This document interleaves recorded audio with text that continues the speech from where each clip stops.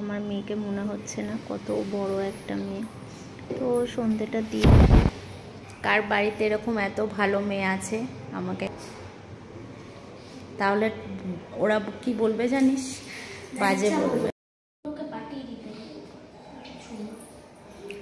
সন্ধে দেওয়ার পরে দেখো এখন গোপু সোনাকে শুইয়ে দেবে।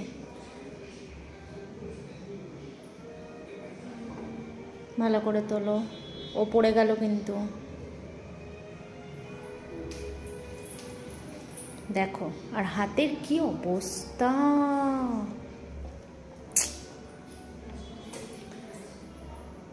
ভালো করে শোয়াও, ভালো করে শোয়াও।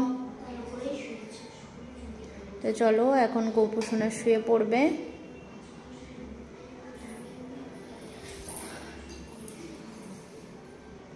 দিদি এখন অনেক বড় হয়ে গেছে।